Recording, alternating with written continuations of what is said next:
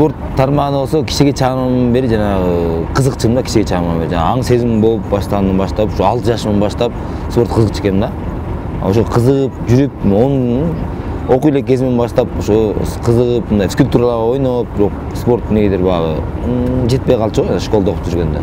Анан ушул жанагы биздин айылыбызга жанагы бир эме биздин биринчи тренер Сартов агай, Аскаров деген агайыбыз келип ушул зал ачып, тренировка кылдырып баштаганда жакшы болду да, ошол кишинин эмгеги көп да бизде. Ошол менен зал ачкандан кийин балдардын баары айылдан барып баштады, уже спортчу өткөрүп аптыр, кыйын балдар күрөшөт экен. Ошо менен биз спортко кызыгып баштадык да. Именно ошо агайыбыз келип зал ачкан үчүн именно грек спорт, чоң спортко аралаштым да ошо. Анткени биздин айылыбызда бир эле ушул зал грек-римский борьба гана ачылган да. Калган вид спорттор жок болчу. Бокс или вольный борьба жок болчу да. Именно ушу грек-римский борьба гана бир эле айылда, ошо бир эле спорт грек-римский борьба ачылган да. Тренер бирөө эле болчу ошол. Ошондуктан. Негизи бул чоң спортто кыйын нерсе бул. Спорт физкультура лечит, спорт калечит деп айтат. Негизи спорт, чоң спортто бул жетиш үчүн аябай көп эмгек керек. Анан өзүңүздөр канча деген жыл керек. Уже мен тренировка кылып аткан башта 19 жылдай болуптур. Аябай бир жылдан жылга опыт кылып отуруп, анан кийин талыкпай эмгек кылып аткан ушу чоң спортко аралашат дейм да. Кыргызстанда жакшы балдар бар. Азыр деген Кыргызстанда аябай ушу спорт, ушу грек-римский борьба, грек-римский көп жери ачылып баштады. Көл областында 21 зал ачылыптыр. Талас областында 19 зал, ушундай аябай көп экен. Ушу балдардын баары кичинекей да, азыр 10 жашта, может 12 жаш, 13 жашта балдар. Ошо балдар 5 жылдан кийин, 10 жылдан кийин чоң результат көргөзөт. Мындан да азыркы Арсен, Канат, Руслан жакшы балдар бар бизде. Мындан да ушул поколение жакшы балдар азыркы.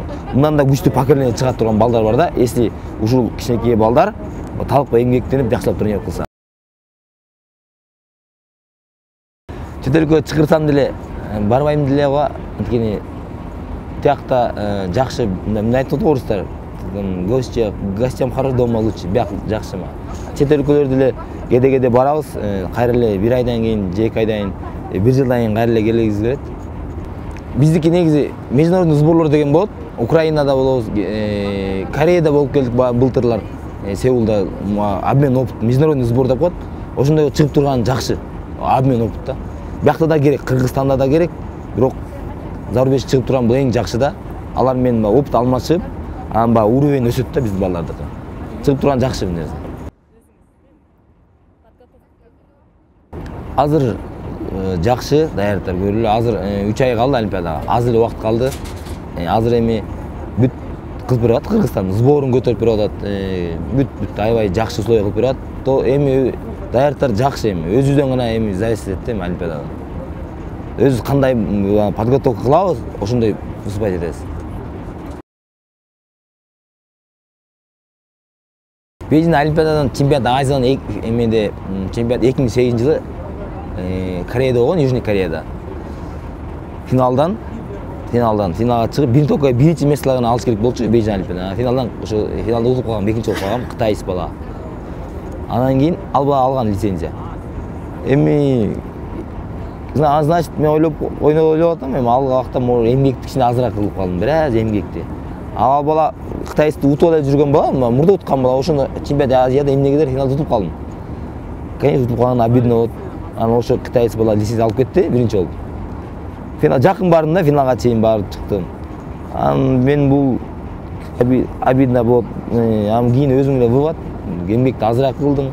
А мында болсо кичине эмгек, балким кичине көбүрөөк кылып аттым мурда караганда азыр. Эмгек только эмгек кылыш керек. Эми бул чоң спортко аралаш үчүн жана биздин главный эмес койдат, негизи главный тренерибиз койдат. Если чем-то мындай бирдеке жетим келсе, чем-то надо жертвовать деп айтат да. Жана кулак сынат, кабыргабыз, мен кабыргамсын, кулак сынган, ушундайлар боло берет да. Бирок бирдеке жетиш үчүн жертвовать этиш керек экен да. Боло берет, бул баардык адамда болот го дейм. Мындай жүрсө деле жүрөт атпайбы, мындай деле жүрүп кетип барат, колун ортолот, бутун ортолот, мындай деле адамдар. Ал лучше биз бирдеке жетип зато деген Кыргызстандын мындай намысын чыгарып дегендей гордость кылып алып берип зато бир жагынан болсо деп ойлойм да. Ошо девиз кандай болуп калат ушунда? Кыргызчасын айтса кандай болуп калат девиз? Например, кандай уран, например, мындай доскан уран болгондо кандай?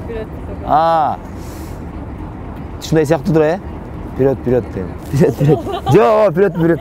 Эми девиз деле мындай особо, мен девизим особо деле негизи кандай болот менин девизим? Эме да? Утулбаш керек деген сыяктуу ошо. Мага мен үчүн даже футболдо ойногондо утулуш дагы эмне любой шахмат ойногондо утулуш волейбол любой ойногондо утулуш мага мен үчүн эме эмес да, мындай как-то мындай поражение не для меня дегендей да. Мындай дүйнөдө баардык адамдар мындай кээ мамлекеттер бар да, күчтүү мамлекеттер, бирок баарын айта албайм, 1-2 баланы айта албайм. Анткени деген 20 мамлекет Олимпиада көп дүйнө жүзү келет да. Бирок анын арасында бар баш чемпион миралар, олимпия чемпиондор бар да. Ошолорду утсаң, уже эме го, о, мен чемпион мени уттум, о, мен олимпия чемпионду уттум деген бул сонун нерсе да. Мен да ошондой эле уткум келет, чемпион мира, известныйларды утсаң бул өзүнчө жаңылык го. Действительно жаңылык го, сенсация го өзүнчө. А мен да ошондой уткум келет, чемпион миралар могу олимпиадада болот. Олимпиада чемпиондор келет, жакшы менин весимдечи. Багы дүйнө жүзүнүн эң мыкты. Ошолорду утсам деп ойлойм да эми багы. Ким? Конкретно деген менин весимде түрк бар жакшылардан, дагы ким бар? Азыр свежий чемпион мира бар, россиянин, орус бала, дагы ким бар? Армян бар жакшы. Багы дүйнө жүзүнүн известный балдар да, один из. Алар мен жакшылап даярдансам, утса болот аларды. Аттарын деле мындай, билбейм деле мындай. Унутулгус кызыктуу учурлар меники эме жашында болгон, 16 жашында. Жаңы всемирный юношеский игры болгон, Малый Олимпиада. Ошондо 3-чү месте болгон. Биринчи жолу Кыргызстандан чыгып 16 жашында. Омричкасы бүтүп атып. Эң биринчи жолу менин эме чоң соревнование болду. Анан кийин багы дүйнө жүзү келди аякачы, Москвада болгон. Анан башкы улуттар аябай мындай кызык мындай ошол кезде биринчи жолу самолетко түшүп мындай өмүрүмдө 16 жашында мындай эме да, один из самый впечатление калды. Анан ошол жакта 3-чү болуп Москвадан.